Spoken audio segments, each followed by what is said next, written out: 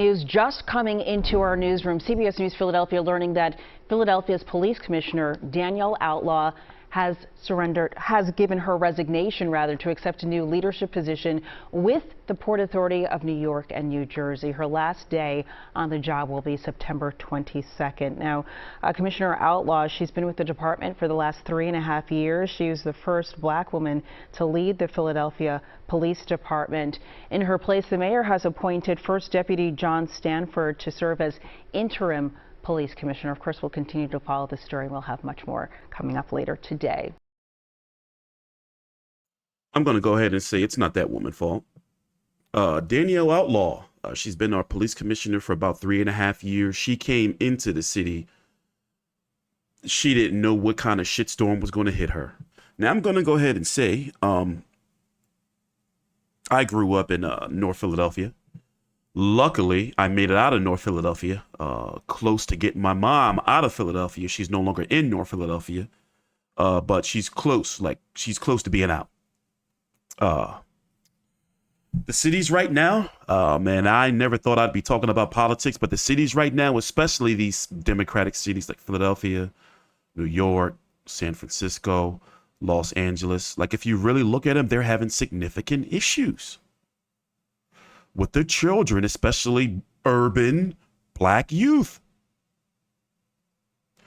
For months and months and months, I've been following this drill culture.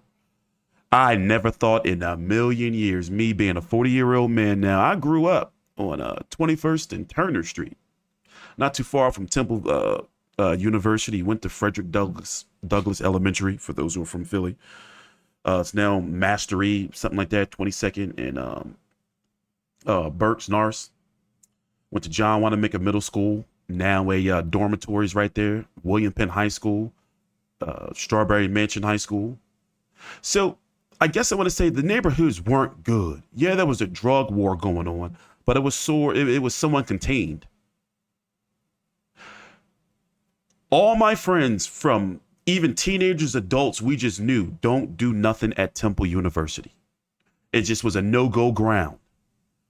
Public transportation, you had to be a special kind of crazy or a lunatic or criminal to do something on public transportation. You can't ride the subway in Philadelphia anymore without not feeling safe. The buses, they're shooting them up. The drivers have to carry guns, or they want to carry guns, can't because their job doesn't allow it. They get fired. I do not go to Philly unless I necessarily absolutely have to. It's too risky, especially going out on the nightlife. Before, when I would go out to nightlife, like go to a restaurant in Center City, I would take my chances parking on one of those streets down there, like Sansom Street, or anywhere in one of those small streets in Old City, to avoid paying for a parking lot. I pay for a parking lot now. It's a mess. Let's go look at some numbers. Here. Numbers are down. For one, they've been all killing each other off. A new batch of psychomaniacs are being born and in the up and coming right now. A lot of these guys, I guess you can call them serial killers in the Philadelphia area. You can find them right on YouTube talking about how many bodies they have and the ops. A lot of them have been killed off or they're in jail. These are guys that have 5 bodies or more and brag about it. Just when you get a chance, look up Philadelphia drill music, listen to that stuff, and it's about standing on what you say. When you have these gang wars going on, I remember I talked to my mom about it about 1.5 years ago. I said, did you know that there's a gang war going on between Burke Street, what is it? 23rd and Diamond and fucking 21st and Jefferson? If you know Philadelphia, and I want to pull up the map, and you got these different wars going on in South Philly. And I remember growing up, there was no gangs. There was cliques and little sets, but there was no gangs. There was drug turfs. It was about money. Now these guys it's nothing. And in this generation, in this society, kids don't want to do nothing. You got social media. It's a new level of bullying and peer pressure. You got these kids don't want to be doctors, don't want to be astronauts, don't want to be police officers, don't want to be anything but a rapper or social media influencer. Look at these outrageous numbers here. 2007, 2017, 315 homicides. 2018, 353. 2019, 353. COVID, 499. It was lawless. Lawless. 2021, 562. Now, the main, these are 12, 13, 14, 15, 19-year-olds. Those are the main ones doing all the killing. 516. So I guess what I'm saying here, not to be too long-winded, is it starts with the home. You got to get into these homes. We got to keep these fathers in these homes. It's not over yet. It's not over, because just because they're dying off and killing each other and being sent to jail, it's an election year in Philadelphia. That was going to happen. The schools are messed up. These kids don't have nothing to do. The social media generation, you got grandmothers 36 years old. Kids having babies. It's going to get worse. We need reform, especially in the family law system, because they work so hard to keep parents out, especially fathers. Fathers out. I've seen it. Let me tell you something. I've been out there. I drove in the middle of the night. I went up to Kensington. I was like, I didn't have the proper camera equipment because I didn't want to be all out there, like some people. That's brave to be walking through them streets or driving through them streets. And then all of these kids are out there on drugs. Let me show you something. Let me show you something here.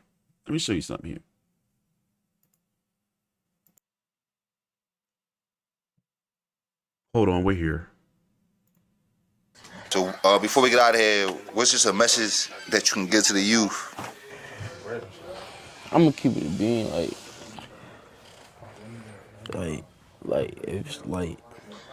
to all the little niggas out there like that fuck with me, like if y'all really fuck with me, like don't hop in the streets, like real shit, bro. Like that shit not thorough, bro. Don't let a crowd influence y'all. No bullshit. Like don't let nobody influence y'all to do some nut shit that y'all know. Like you feel me? Like go to school, bro. Real shit, bro. Like this shit ain't fun, bro. This shit scary. Like I'm 18, bro, and look at my situation. That's an 18-year-old? Like you feel me? Like go to school. This is an 18-year-old. By the way, he's on the run currently for homicide, if not homicides. He doesn't have a safe place to lay his head. Remember, he's on a run, not a safe place to lay his head at night. Got to avoid being out in public without a mask going on these hot days. He looks unhealthy. Like he looks like he's not eating well. Can't communicate with who you want to communicate with. Like you're looking at a loss of hope right there. Straight loss of hope. And what you look at the end of the day, no matter what horrible acts he may have committed, may not have committed, allegedly, at one point in time, he was a kid playing with toys. Talk to him. Ask him what his what was your favorite thing to do when you was a kid, and look how passionate they'll get. And I've did some interviews in the past. I haven't uploaded. Long story short, I've been working on something behind the scenes for like several years now. But if you talk to him and you ask him about like, what did you used to do? Tell me about like, your favorite thing to do when you was 8 years old or 9 years old, from what you can remember. And you'll see them like regress back to being a kid, and then you'll see like hurt and pain to where how they got to where they are now because of what? Somebody disrespected you on social media? So you commit a crime, destroy their family, destroy your life, your family, and now you're going away forever. So I do not see it as being this woman's fault. it's like before it gets to her, it's so many other failures in the system. Even now, I have an open family law case. One of my biggest fears, I am fighting hard, thousands and thousands and thousands, tens of thousands of dollars. You know, life completely under the microscope, like therapy, just straight as clean as you can possibly be to make sure that one of my biggest fears is my daughter getting caught up in this mess. Or I'm going to say it, my biggest fear is my daughter becoming a hood rat. Like you got to, you know, if you can afford to, there are, I want to say cheaper, more affordable places outside of the city. You may even be better in a place like Norristown than Philadelphia, Chester than Philadelphia. And Chester's a bad place, but nowhere, Philadelphia is bad. Like you got to get your kids out of there. You know, and it's only going to get worse. This is just the beginning. Nothing's going to change overnight. There's a new generation. Like it's generational. It's got to change. Our kids, you know, this not just in Philadelphia, are the worst they've ever been during documented history. They don't care about life. And then they'll get on social media and condemn themselves. Like, yeah, I did it. You know, the DA can't stop me. Like, what? And it all starts in the household. It all starts in the household. Like it's got to go from the household. Then they go, and then the education system.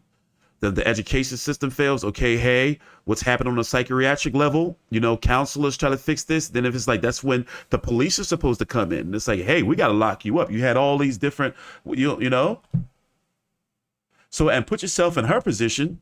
You know, don't get me wrong. The police are fucked up. More so, she's in trouble because of like not telling her police to be police. Like, hey, like, you know, all these kids that are down here, they got curfew. You know, they're jumping all in our cars. Lock them up. You got to start sending messages, and then the parents got to start paying. Like, hey, your kid was out. Did you not see the news? Did you not hear from the teachers? They're supposed to be in the house at 10 o'clock. Where were you, parent? I understand you may have to work or whatever, but then where's the father? Hey, they locked all the fathers up or forced all the fathers out because of family court. That system of welfare, and I know I'm ranting a little bit, and incentivizing single parent homes, it has failed. And this is what we're seeing. It may have taken 40 years. 50 years. We started in the 60s. It's failed. We're seeing it now. It's failed. Marriages are lower. People are not getting married. All these weird woke views, whatever you want to call them. This is it. You got to turn it around. Take a time out. Like the video, subscribe, and TstreeT Controversy.